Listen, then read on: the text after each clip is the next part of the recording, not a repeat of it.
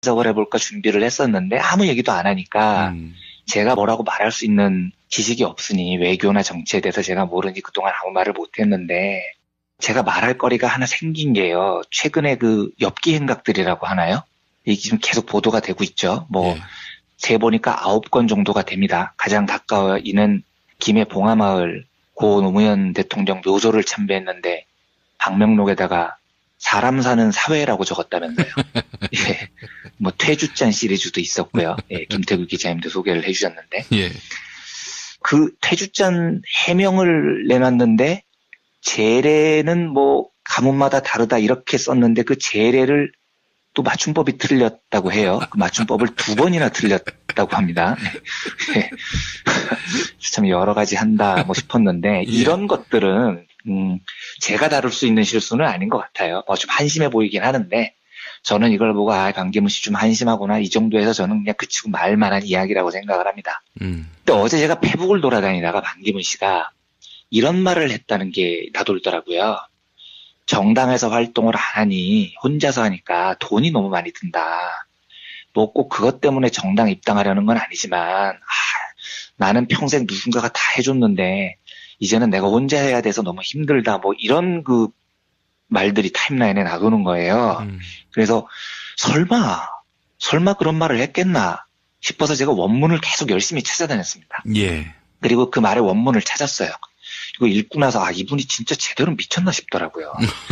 사정이 이랬습니다. 그 16일 그 김해 봉하마을을 다녀와서 반기문 씨가 김해 한 치킨집에서 기자들과 대화를 나눴대요. 치맥을 먹으면서요. 예. 그런데 이걸 비보도를 전제로 만났다는 거예요. 오프 더 레코드로요. 좀 허심탄회하게 이야기해보자 이랬다는 거죠. 그런데 그걸 어느 언론사가 비보도를 깨고 보도를 했습니다. 그랬더니 이제 이데일리가 취재 기자의 기억과 수첩을 근거로 대화의 전문을 실었더라고요. 그래서 제가 그걸 먼저 읽어보겠습니다. 예. 기자가 질문하면 반기문의 대답입니다. 예. 정치 세력이 필요하다고 생각하지 않는가? 나는 지금 당이 없고 세력이 없지 않나? 문재인 전 더불어민주당 대표나 박지원 국민의당 대표에 대해서는 조직이 엄호사격을 해주는데 나는 그런 사람들이 없다. 당이 없으니 돈과 관련된 문제가 매우 힘들다. 나는 지금까지 고용인이었지만 이제는 고용주가 됐다. 정부와 유엔에서 봉급을 받았지만 이제는 전부 다 내가 해야 한다. 사무실을 43평짜리와 32평짜리 2개를 빌렸고 자동차 2대와 운전사, 비서, 항공료 등을 전부 내 개인 돈으로 내야 한다. 기자가 다시 묻습니다. 네. 입당을 빨리 하는 게 편하지 않을까? 그 답을 이렇게 합니다. 두고 봐야 한다. 꼭 돈 때문만은 아니고 그런 예를 든 것이다. 나는 과장하고 국장하고 차관보 장관이 될 때 가방만 들고 몸만 움직이면 됐었다. 사무실도 있었는데 이제는 사무실까지 전부 내가 해야 한다. 나는 경험이 있어서 정책을 발표하는 것 등은 할 수 있지만 조직과도는 아예 해보지 않았기 때문에 잘 못한다. 이제까지 평탄하게 조직 속에서 살았다. 이렇게 얘기를 합니다. 네. 제가 이걸 보고 이 사람은 제가 생각했던 것보다 훨씬 더 강도 높은 또라이구나 하는 생각이 들었습니다. 네. 아니 국민들한테 검증을 받아야 될 대중정치인이요. 아무리 오프 더 레코드라고 해도요. 기자들 앞에서요. 더구나 그 오프 더 레코드라는 게 언젠가는 새해 나갈 것이라는 걸 너무나 잘 아는 외교관 출신이요. 그렇죠. 기자들 앞에서. 예. 나는 과장하고 국장하고 차관보하고 장관이 될 때까지 가방만 들고 몸만 움직이면 됐다. 이렇게 얘기를 해요. 이전까지는 나라에서 다 해줬는데 지금은 내가 혼자서 사무실, 운전기사, 비서, 항공료를 다 내 돈으로 내야 돼서 너무 힘들다. 이런 말을 어떻게 할 수가 있습니까? 예. 외교관 출신이라서 자기 딴에도 신경을 써서 한 이야기가 이런 얘기일 텐데요. 그러니까 제가 한번 방송에서 말씀을 드렸지만 사회적 의식이라는 건 사회적 존재 조건에 의해서 규정이 됩니다. 그러니까 인간의 의식은 자기가 살고 있는 존재 조건을 넘기가 힘듭니다. 그러면 반기문 씨는 자기 말대로 평생을 과장하고 국장하고 차관보하고 장관하고 유엔 사무총장 했기 때문에 가방만 들고 누가 의전 다 챙겨주고 자기는 몸만 움직인 사람이에요. 이게 이 사람의 존재 조건입니다. 그러면 이 사람의 의식은 100% 나는 당연히 가방만 들고 몸만 움직여도 되는 사람이야. 이게 몸에 배어버리는 겁니다. 이런 사람들은 절대로 서민들의 삶을 알 수가 없습니다. 보세요. 말하는 거. 항공권도 내 돈으로 내니까 너무 힘들다잖아요. 비서도 내가 월급 주니까 너무 힘들잖아요.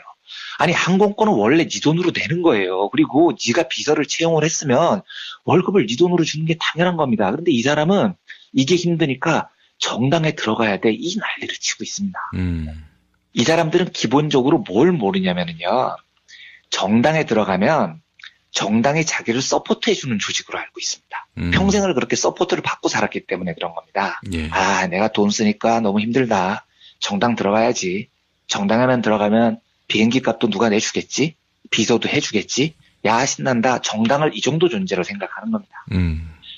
정당이라는 건 정당을 지지하는 국민들을 대변하는 조직이고요. 물론 네. 그 조직에서 대선 후보가 된다면 경쟁을 뚫고 그렇다면 정당에서 당연히 서포트를 해주겠죠. 하지만 정당은 본래 그런 존재가 아닙니다. 정당 안에서 자기의 이데올로기를 설파하고 자기 뜻에 맞는 동지들을 모으고 국민들로부터 지지를 획득하려면 제 경험상 정치인은 정당에서 받는 돈이나 혜택보다 쓰는 돈이 훨씬 더 많은 게 상식인 겁니다. 그런데 반기문 씨처럼 나 돈 쓰는 게 너무 힘들어. 정당에 입당하면 나 돈 절약할 수 있어. 이런 사고방식을 가진 사람이 정당에 들어가서 어떻게 정치를 하겠다는 겁니까? 정당은 그곳에서 자기의 지지를 얻기 위해 투쟁하는 곳이지 반기문 씨 비행기 값 대신 내주는 곳이 아니에요. 그런데 반기문은 그냥 정당을 자기를 서포트하는 조직 정도로 생각을 하고 앉아있는 거죠. 이런 사람은 이럴 것 같아요. 자기 말로 맨 끝에 이렇게 얘기를 하잖아요. 나는 평탄하게 평생 조직 속에서만 살았다 이렇게 말을 하거든요. 이런 사람들은 서민들이라는 사람은 평생 평탄해 본 적이 없는 사람들인데요. 반기문은 아마 우리나라의 서민 민중들이 참 신기할 거예요. 아니 유권자 여러분 왜 삶이 안 평탄하세요? 좀 평탄하게 사시지. 참 신기하네요. 이럴 사람입니다. 이 사람은요. 제가 자주 이야기하는 이야기인데요. 서민이 아닌 대통령은 서민을 이해 못합니다. 우리가 여러 차례 겪었지 않습니까? 그리고 저는 서민을 이해한다고 말하는 대통령도 안 된다고 생각합니다. 서민을 이해하는 대통령이라는 말은 나는 서민이 아닌데 서민을 머리로 이해하려고 노력한다 이런 말이잖아요. 이런 사람을 왜 뽑냐고요. 우리가 우리의 존재를 왜 이해를 시켜야 됩니까? 우리가 주인인데. 이게 자꾸 통용이 되니까 정치인들이 서민 코스프레하고 버스비 암기하고 다니는 겁니다. 버스를 타본 적도 없는 놈들이요. 10원 단위까지 암기해서 서민을 이해하는 척이나 하고 말이죠. 제일 좋은 방법은 이거예요. 그냥 서민을 뽑으면 됩니다. 서민이 아닌 놈, 서민을 이해한다고 하는 놈 이런 놈들 말고요. 그냥 서민 그 자체에서 우리 대표를 뽑으면 됩니다. 우리 옆에 있는 사람을 뽑으면 돼요. 반기문 씨처럼 평생을 과장하고 국장하고 차관하고 장관해서 가방만 들고 몸만 움직이면 되는 사람 말고요. 그냥 내가 내 돈 내고 항공권 끊는 게 당연하고요. 친구들이랑 술 한잔 하자 하면 길가에서 선술집에서 소주 한잔 하는 게 당연하고 항공권 끊을 때 또 할인 항공권 찾아보는 것도 당연하고 이런 사람을 우리 대표로 뽑아야 됩니다. 예. 그래야 지도자하고 국민하고 기본적인 대화가 되는 겁니다. 하여간 제가 그 살다가 대중정치하겠다는 사람 중에 나는 내 돈 내고 뭘 해본 적이 없어를 이렇게 당당하게 외치는 정치인은 처음 봤습니다. 네. 하다못해 사기꾼 이명박조차도 내가 노점상 해봐서 아는데 이러면서 서민 코스프레를 하는데 예, 반기문은 참 희한한 사람이었습니다. 반기문 씨는 지도자가 되면 박근혜 시즌2가 분명하게 될 겁니다. 서민 코스프레를 해도 뽑지 말자고 할 판에 대놓고 나는 서민이 아니다라고 말하는 사람이 지도자가 되면 나라가 어떻게 되겠습니까?